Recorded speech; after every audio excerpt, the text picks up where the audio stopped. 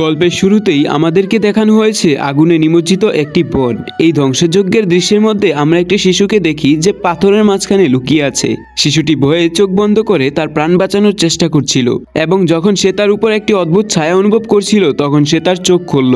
আর যখনই সে তার চোখ খুলল তখন সে তার সামনে একটি বড় ড্রাগনের লাল চোখ দেখতে পেল। এবার এখানে এই দৃশ্যটি আমাদের কাট হয়ে যায় এবং আমাদেরকে একটি মেয়েকে দেখানো হয়, যেই মেয়ে একটি নকল ড্রাগনের সঙ্গে লড়াই করছিল। তার স্বপ্ন ছিল ড্রাগন শিকারী হওয়ার, কিন্তু তার চাচা, যিনি অদ্ভুত মেঘের মধ্যে উড়ন্ত বিশ্বের রাজা ছিলেন, মেয়েটিকে ড্রাগন শিকারী হতে দিত না।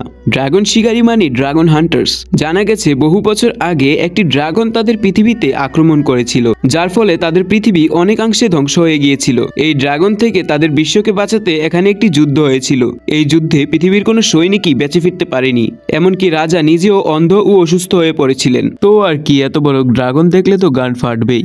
এবার রাজা হোক আর সাধারণ মানুষ, সে তার মন্ত্রীকে বলে যে আমি আশা করি আমাদের একজন সৈনিক আজ যুদ্ধ থেকে ফিরে আসবে। খাবারের টেবিলে বসে সে আরও বলে যে ড্রাগন তার সর্বনাশ করেছিল, যদি কেউ সেই ড্রাগনের জগতে গিয়ে তাকে মেরে ফেলে তাহলে এই রাজা একেবারেই ভালো হতে পারে। তার এসব কথাবার্তার সময় ঘোড়ার দৌড়াদৌড়ির আওয়াজ শোনা যায়, যার উপরে একজন সৈন্য সত্যিই ফিরে এসেছে। কিন্তু এখানে সে কিছু বলার আগেই ছাই হয়ে যায়, কারণ সে ড্রাগনের আগুনে পুড়ে গেছে। এইসব দেখার পর সেই ছোট্ট মেয়েটি সিদ্ধান্ত নেয় এখন তাকে নিজেকেই কিছু করতে হবে এবং সে সেখান থেকে পালিয়ে তার ঘরে চলে যায় এবং সে তার জানালা দিয়ে ওই প্রাসাদ থেকে পালাতে সক্ষম হয়। দৃশ্যটি কাট হয় এবং এখানে আমাদেরকে দেখানো হয় দুই পেশাদারী ড্রাগন হান্টার্স, যাদের মধ্যে আমাদের প্রধান নায়ক লিয়ানচু।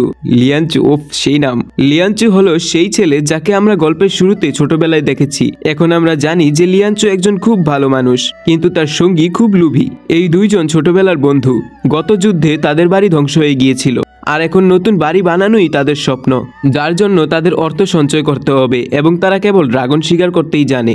এখন যখন দুইজন তাদের মেঘে উড়ার জগতে একটি ড্রাগন মারার চেষ্টা করছে, তখন অনেক লোক এখানে দাঁড়িয়ে ড্রাগনের সাথে লিয়ানচুয়ের লড়াইয়ের নাটক দেখছিল।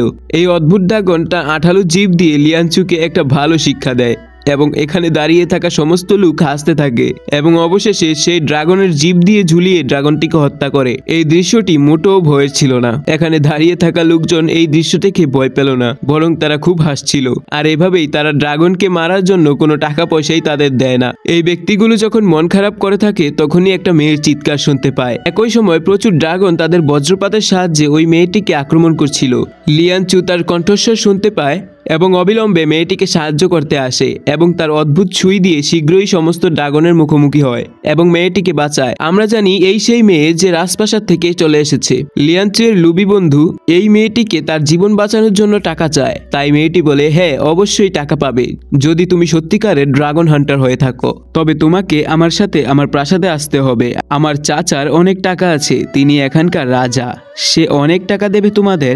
এই শালারা তার টাকার জন্য পিছু নেয়। তারা রাজপ্রাসাদে এসে রাজার সাথে পরিচিত হয়। মেয়েটি বলে যে এরা ড্রাগন হান্টার্স এবং তারা আমাদের সমস্যার সমাধান করতে পারে। এই মুহূর্তে রাজা তাদের দিকে তাকায় এবং তারপর রাজা লিয়ানচুকে বলে একটি খুব বড় অদ্ভুত চেহারার কঙ্কাল ড্রাগন রয়েছে, যা প্রতি 20 বছর পর পর আমাদের পৃথিবীতে আসে এবং সবকিছু ধ্বংস করে দেয়। কেউ একে পরাজিত করতে পারেনি। আমাদের সকল সৈন্য নিহত হয়েছে, এমনকি আমি তার সঙ্গে লড়াই করতে গিয়েছিলাম, আমার জীবন রক্ষা পেয়েছিল, কিন্তু সেই ড্রাগনটি আমার চোখ অন্ধ করে দিয়েছে।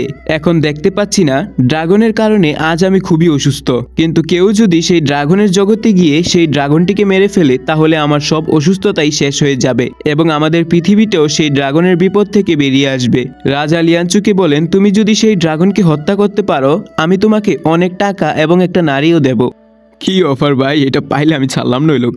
শুধু তাই নয়, রাজা লিয়ানচুকে অনেক স্বর্ণমুদ্রা আগেই দিয়ে দিয়েছিলেন। এটা দেখে লিয়ানচুয়ের লুবি সঙ্গী খুব খুশি হয়ে যায়। তারা এখন রাজার কথা শুনে প্রাসাদ থেকে বেরিয়ে আসে। যখন তারা বেরিয়ে আসে তাদের কথাবার্তা থেকে আমরা জানতে পারি যে লিয়ানচু কিছুটা ভীতু, কিন্তু সে রাজার আদেশ অনুসারে সবকিছু করতে চায়। কিন্তু তার লুবি বন্ধু রাজাকে ধোঁকা দিতে চায়। যেহেতু রাজা তাদের অগ্রিম দিয়েছেন, সে চায় লিয়ানচু এবং তাকে এই টাকার সাহায্যে নিজস্ব একটি বাড়ি তৈরি করুক এবং ড্রাগন মারার জন্য ড্রাগনের জগতে যাতে না যায়। যখন তারা এই কথা বলছে সেই সময় মেয়েটি সেখানে চলে আসে। সে রাজকন্যা এবং প্রাসাদে থাকে। সে এখানে এসে তাদেরকে বলে, আমিও তোমাদের সঙ্গে যাব সেই ড্রাগনের জগতে, ড্রাগনদের সঙ্গে লড়াই করতে, কারণ আমিও একজন ড্রাগন হান্টার্স। এইসব শুনে লুবি লোকটি দেখলো পুরো পরিকল্পনা ভেস্তে যাচ্ছে। যদি এই রাজকন্যা তাদের সঙ্গে থাকতে চায় তাহলে তারা রাজাকে ঠকাবে কি করে। তাদের এইসব কথাবার্তা চলাকালেই হঠাৎ করে লাল রঙের অনেক বাদর সেখানে চলে আসে। সরি, বাদর না, বাদুর। এটি দেখে সমস্ত বাদুর একসাথে একটি ড্রাগনের রূপ নেয় এবং সেই ড্রাগন তাদের পৃথিবীতে আগুন ছড়িয়ে দেয়। এখন লিয়ানচু, যে নিজেই একটা ড্রাগন শিকারী ছিল, কিন্তু সে ড্রাগনকে মেরে ফেলার বদলে উল্টো ড্রাগনকে ভয় পেয়ে লুকিয়ে পড়ে। আরো ধ্বংস হওয়ার আগেই ভাগ্য তাদের সমর্থন করে এবং ড্রাগনটি যে জায়গায় দাঁড়িয়েছিল সেই জায়গাটি ভেঙে যায় আর ড্রাগনটি নিচে পড়ে যায়। নিচে পড়ে যেতেই ড্রাগনটি আবার অনেকগুলো বাদুর পাখিতে পরিণত হয়। অর্থাৎ আপাতত তাদের নিয়ে এই ড্রাগনের বিপদ কেটে গিয়েছিল, কিন্তু এখন এই ব্যক্তিগুলোকে নিজেদের বিপদের কাছে নিজেদের যেতে হবে, অর্থাৎ ড্রাগন ওয়ার্ল্ডে যেতে হবে। লিয়ানচুর বন্ধু ওই লুবি মানুষটি ড্রাগন ওয়ার্ল্ডে যেতে চায় না, তাই সে একটি পরিকল্পনা করে যে আজ রাতে সবাই জঙ্গলে থাকবে এবং তারপর সে রাজকুমারীর ঘুমানোর জন্য অপেক্ষা করে। রাজকন্যা ঘুমানোর সাথে সাথেই সে যাওয়ার চিন্তা করে, কিন্তু এখানে লিয়ানচু ঘুমের ভান করে, কারণ সে তার বন্ধুকে হতাশ করতে চায় না, আবার সে রাজকন্যা ও রাজাকেও ঠকাতে চায় না। আর এভাবেই সেই লোকটি তাকে ছেড়ে যেতে পারে না এবং এটা প্ল্যান ভেস্তে যায়। এবং পরবর্তী দৃশ্যে আমাদেরকে দেখানো হয়েছে যে আমাদের ছোট ছোট বাচ্চারা এখন ড্রাগন ওয়ার্ল্ডে চলে গেছে। পথে তাদের রাজার পুরনো সৈনিকের সাথে দেখা হয়। সে এখন ড্রাগনের সঙ্গে লড়াই করার জন্য পাগল ছিল। যাই হোক, সৈনিকের সাহায্যে তারা অন্য জগতে যাওয়ার পথ খুঁজে বের করে। এরপর তারা পথে অনেক অসুবিধার সম্মুখীন হয়। যখন তারা এখান থেকে হেঁটে হেঁটে যাচ্ছিল তখন তাদের উপর কাঁটা দিয়ে বোমার মতো বর্ষণ হচ্ছিল, কিন্তু এই লোকেরা তাদের জীবন বাঁচাতে এই জায়গাটি ছেড়ে যাওয়ার সাথে সাথেই তারা তাদের বিশ্বের শেষ প্রান্তে পৌঁছে যায়, যেখানে উপরে ভূতের বাস। আর এই জায়গায় আসার পর আবার অনেকগুলো বাদুর তাদের কাছে আসে এবং তৈরি হয় সেই বড় ড্রাগনে, অর্থাৎ এই ড্রাগনটি সেই ড্রাগন যার সঙ্গে আগেই তারা লড়াই করে এসেছে। এই সময় লিয়ানচু ভয় পায় না, তবে সে তাকে একবার ঘুষি মেরেই তাড়িয়ে দেয়। তখন রাজকন্যা তার কাছে এসে বলে যে তোমার বন্ধু আমাকে বাদুরের কাছে মরতে একা রেখে গিয়েছিল। সে আগে থেকেই জানতো যে তার বন্ধু লুবি, কিন্তু সে এখন তার বন্ধুর স্বার্থপরতায় খুব রেগে যায় এবং সে তার উপর রাগও করে। ওই লুবিশালা পছন্দ করে না যে লিয়ানচু তার উপর রাগ করেছে। সে তাকে বোঝানোর অনেক চেষ্টা করে। সে বলে, আসো আমরা আমাদের ঘর তৈরি করি, যা আমাদের ছোটবেলার স্বপ্ন ছিল। এখন লিয়ানচু তার কথা শোনে না এবং সে তাকে বলে, এখন আমার এই ড্রাগনকে মেরেই কিছু করতে পারবো। এই কথা শোনার পর লুবিশালা অনেক ভয় পেয়ে যায় এবং বলে, এখনই আমরা সবাই মারা যাব সেই ড্রাগনের হাতে, কেউ পালাতে পারেনি, তুমি রাজার কথা শুনলে না, আমরাও মরব। এসব বলে সে এখান থেকে পালিয়ে যায়। লিয়ানচুর ছোটবেলার বন্ধু ফিরে যাওয়ায় তার খুব খারাপ লাগছিল। এবার লিয়ানচু তার ছোটবেলার বন্ধুকে নিয়ে মন খারাপ করতে পারেনি, তাই সে তার বন্ধুর কাছে ফিরে যাওয়ার সিদ্ধান্ত নেয়। সে দেখে তার বন্ধু অনেক বড় বিপদে পড়তে যাচ্ছিল। সে একটি জায়গা থেকে পড়ে যেতে লেগেছিল, কিন্তু হঠাৎ লিয়ানচু এসে তার বন্ধুর জীবন বাঁচায়। এবং পরের দৃশ্যে আমাদেরকে দেখানো হয় যে হঠাৎ অনেকগুলো অগ্নি শ্বাস প্রশ্বাসের দানব এসে সেখানে এসেছে। তারা তাদের মুখ দিয়ে অনেক বেশি আগুন ছড়িয়ে দিচ্ছে এবং এই জায়গাটাকে ধ্বংস করে ফেলেছে। লিয়ানচু ড্রাগনগুলোর মুখোমুখি হওয়ার অনেক চেষ্টা করছিল, কিন্তু সে ব্যর্থ হয়েছিল। এই সমস্ত মানুষ এখন এই পৃথিবী থেকে পতিত হচ্ছিল, এই পৃথিবী থেকে ড্রাগনদের জগৎ যেখানে তারা পড়েছিল। এখানে রাজকুমারী মারা যাওয়ার ভান করে এবং তাদের উভয়ের কাছ থেকেই একটি প্রতিশ্রুতি নিয়ে নেয়। বলে, আপনি যাই করুন না কেন কঙ্কাল ড্রাগনটিকে মেরে ফেলুন। তারা সবাই রাজি হয়ে যায়। মেয়েটি এরপরে উঠে দাঁড়ায় এবং অবশেষে এই লোকেরা সবাই তাদের মিশনে বেরিয়ে যায়। অর্থাৎ এই মানুষগুলো এখন খুন করার জন্য এই পৃথিবীতে একটা কঙ্কাল ড্রাগনকে খুঁজছে এবং কিছুক্ষণ পরেই তাদের সামনে সেই কঙ্কাল ড্রাগন চলে আসে, যার চোখগুলো ছিল লাল লাল।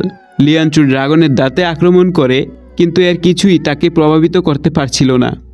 ড্রাগন যখনই তার মুখ খুলে এখানকার সব জিনিস ড্রাগনের ভিতরে চলে যাচ্ছিল। তারপরে এইসব মানুষ ড্রাগনের মুখের ভিতরে চলে যায়। তারপর তারা সবাই ড্রাগনের ভিতরে চলে যেতে শুরু করে। তাই এরা সবাই মিলে ড্রাগনের দাঁতে চেপে নিজেদেরকে বাঁচায়। লিয়ানচু বুঝতে পারছিল না যে কি করবে সে, কিভাবে সে সবাইকে বাঁচাবে। এবং তারপর সে তার দুইটা সুইয়ের কথা মনে করে, যেগুলো সে ছোটবেলায় তার কাছে রেখেছিল, এই ভেবে যে ড্রাগন তার সামনে এলে এই দুইটা সুই দিয়ে ড্রাগনকে মেরে ফেলবে। সে দ্রুত তাকে মারার জন্য ড্রাগনের দিকে এগিয়ে যায় এবং ড্রাগনও তার মুখ খোলে এবং আগুন দিয়ে তার উপর আক্রমণ করে, যা থেকে লিয়ানচু নিজেকে বাঁচায় এবং আবার তার দিকে এগিয়ে যায়। এবার ড্রাগনটি লিয়ানচুকে তার ভিতরে নিয়ে যেতে লাগলো। সমস্ত শক্তি দিয়ে নিজেকে বাঁচিয়ে কোনো রকমে ড্রাগনের মুখের উপর উঠে গেল। অবশেষে সে সেই দুইটি সুইয়ের সাহায্যে ড্রাগনের চোখে রেখে দেয়। ড্রাগনের চোখের ভিতরে সেগুলো ঢুকিয়ে দেয় এবং ড্রাগন সেখানেই শেষ হয়ে যায়। এই ড্রাগনের দানব শেষ হওয়ার সাথে সাথেই সমস্ত মন্দ কিছু শেষ হয়ে যায় সারা বিশ্ব সবুজে সমারোহ হয়ে যায়। এত সুন্দর দুনিয়া দেখে তারা সবাই এইখানে একটি বাড়ি বানানোর পরিকল্পনা করে, কিন্তু তার আগে তাদের পুরস্কার পেতে রাজার কাছে যেতে হবে। রাজার কাছে গিয়ে দেখে এখন রাজপ্রাসাদও ঝলমল ঝলমল করছে। আসলে রাজার সব রোগও সেরে গেছে, রাজা দেখতেও পারেন। তারা গিয়ে রাজাকে বলল যে আমরা ড্রাগনটিকে মেরে ফেলেছি। রাজা তাদের কথা শোনেন না। রাজা ভাবতেও পারেননি এই 3জন ড্রাগনকে মেরে ফেলতে পারে, কারণ রাজা তো তাদের বোকা পেয়েছিল, তাই সে তাদেরকে কোনো টাকাও দিতে চায় না এবং রাজা তাদেরকে ঠকাচ্ছিল। তারপর এদের হাতে আর কিছুই থাকে না। দুঃখের বিষয় হলো এই লোকেরা এখান থেকে ফিরে যাচ্ছিল। তখনই রাজকুমারী তাদেরকে ডাক দিয়ে থামিয়ে দেয়। সে তাদের জন্য অনেক স্বর্ণমুদ্রা চুরি করছিল, কারণ সে জানতো যে লিয়ানচু অনেক কষ্ট করে সেই ড্রাগনকে মেরেছে। এই মেয়েও জানতো যে এই রাজপ্রাসাদে তার জন্য কোনো বিশেষ স্থান নেই, তাই এখন সে এই ড্রাগন শিকারীদের সঙ্গেই থাকার সিদ্ধান্ত নিয়েছে, কারণ সে নিজেই ড্রাগন হান্টার হতে চায় এবং তাদের সাথে বসবাস করে সে তার স্বপ্ন পূরণ করতে পারে। এই সমস্ত টাকা দিয়ে তারা সবাই মিলে চিন্তা করে একটি নতুন বাড়ি বানাবে, যেখানে তারা সবাই অনেক সুন্দরভাবে বসবাস করে, এবং এটি হওয়ার পরেই সাথে সাথেই এই গল্পটি সেখানেই শেষ হয়ে যায়। তো কেমন লাগলো গল্পটা? আশা করি ভালো লেগেছে। যদি ভালো লেগে থাকে তাহলে লাইক, কমেন্ট, সাবস্ক্রাইব করো। আর ভালো না লাগলেও করতেই হবে, কিছু করার নাই, সাবস্ক্রাইব তো করতে হবে ভাই, প্লিজ সাবস্ক্রাইব করো। বাই বাই, আল্লাহ হাফেজ। পরবর্তী ভিডিওতে দেখা হবে। Piece out.